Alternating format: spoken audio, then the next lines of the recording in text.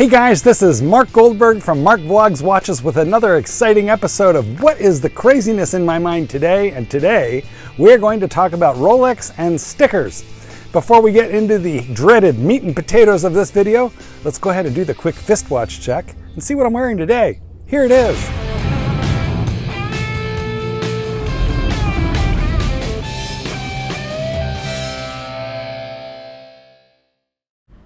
Please do me the honor of subscribing to my channel right now, and if you've already done it, thanks so much for being with me. Today, ladies and gentlemen, I am wearing the Rolex Skydweller in many, many grams of delightful two-tone.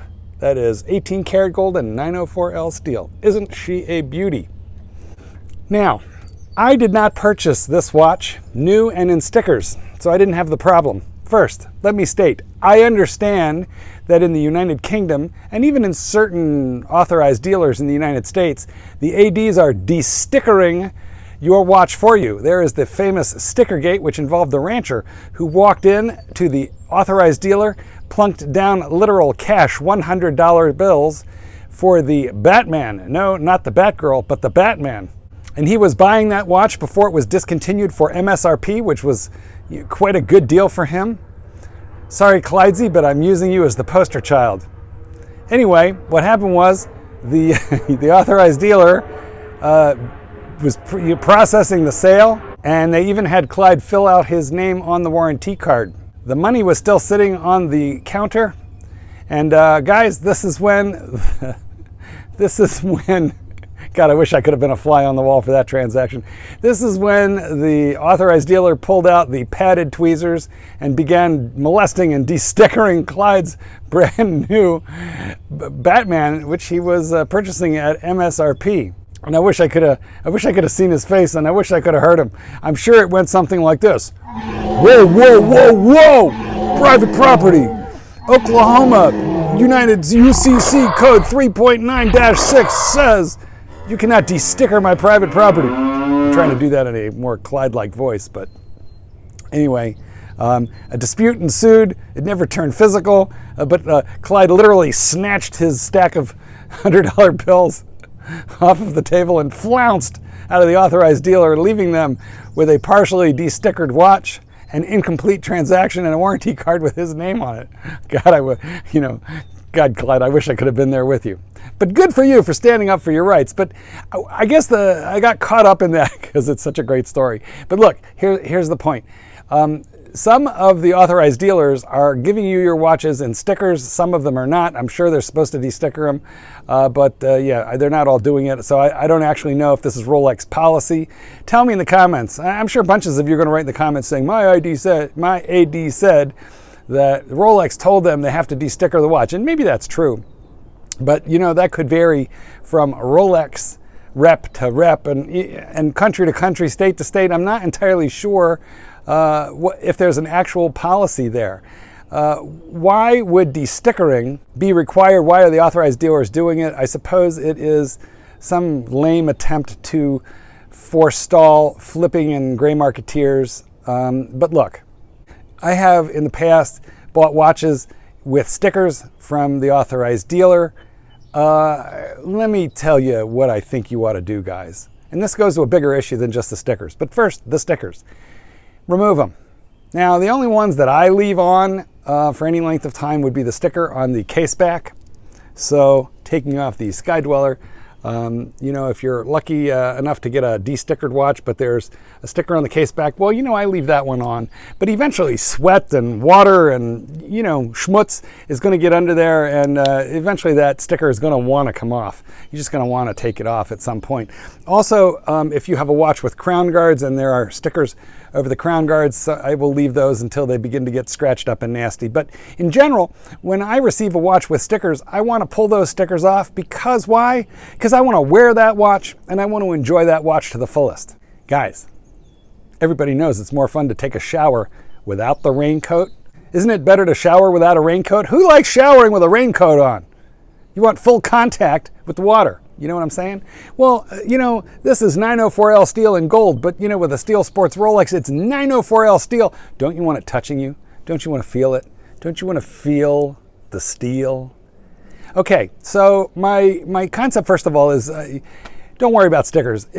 Take them off. Take them off. Bareback it with your watch. Enjoy it. Love every little tiny moment of your watch. And of course, that does bring me to the bigger issue, which is safe queens. Don't have a safe queen. For God's sakes, don't pay $5,000 extra for a blank warranty card, Rolex, complete in stickers and box, utterly virginal. Don't buy that watch for $3,000, $4,000, $5,000 more and then stick it in your safe and never enjoy it. Okay, guys? It's not a bar of gold. It's not an uncut diamond. It's not some kind of futures or Bitcoin. You're not shorting the S&P 500. It's a freaking Rolex. It is intended to get wet. It is intended to go into the garden with you. It is intended to go to the gym with you, to go fishing. This is your Rolex. You are intended to live, breathe, ultimately die. Do not be buried in your Rolex. Pass it on to the kids, but nonetheless, make sure you do stuff in your Rolex. If you accumulate a little bit of wear and tear, don't worry about it. Now, I don't know if the light is going to permit, but you will see on the polished gold center links and definitely on the clasp, there are some swirlies and some scratchies. You're going to get that whether it be a brush surface or in the case of these center links, a polished surface. You can clean that stuff up, once every year or two with a Cape Cod cloth. And on the brush surface, if it's somewhere not really notable like the clasp, you can hit it with the scrubby side of a 3M sponge. That's the green scrubby stuff if you give it. Well, look for my YouTubes on how to do that so that you don't do it willy-nilly and kind of mess up your matte finish. But I guess what I'm trying to tell you is these guys are made to be worn. This is not some kind of weirdo investment piece that you stick in your portfolio. This is a watch. It is a Rolex. It is a reflection of you. You get the size, style, color, bracelet, or leather strap that you desire. There are infinite variations. There are many Rolei in the world, but this one is mine, as well as 6 or 7 others. And my only problem is trying to rotate them all the time. Life is a waste if you are not spending it in a Rolex. I mean, okay, guys, look, if you are jackhammering something or shooting guns, kaboom, kaboom, and you're afraid that you're going to like jack up your Rolex, by all means, put on your G-Shock. But the second that you get home, the second that you put down that jackhammer, get that G-Shock off and put on your Rolex. If you don't have a Rolex, well, that's fine. You've got something to aspire to. Do you have a Tudor? Put that on. I'm just saying, life is too short to spend it in a shitter. Make sure that you wear something that reflects your personality. And let me tell you what, I am no snob. There are all kinds of wonderful vintage watches out there that you can get for $300, $400, $500, $600. My friend Dennis and Nick operate, well, I'll stick a link here, Hudson Time, and they sell some incredible vintage watches, beautiful things from yesteryear that have incredible horological value, and they're not especially expensive. So I don't want to come off as a complete snob, but we're kind of a little Rolex-centric on this channel, and if you have a Rolex, for God's sakes, don't baby it. Don't keep it covered in stickers. Don't wrap it up in don't wrap it up in latex. Stick it in the safe. Don't go to the bank and visit your Rolex once a year. I mean, I think that you should see your Rolex as often or more often as your own children. Kids, if you're watching this, I'm really sorry. I might not have been the best dad, but I'm trying to make it up via my visitation schedule with Rolex. Okay, guys, we're going to wrap it up just like this. A Rolex is meant to be worn. It is not meant to be stickered. You can swim with the average Steel Sports Rolex. You can swim with the average Steel Sports Rolex. You can go to the beach. You can go to the gym. You can make love. You can do anything. You can travel. Okay, there's some parts of the world where you might want to be careful, and there's other parts of the world where you want to bring it so that you can get bailed out of jail on any continent.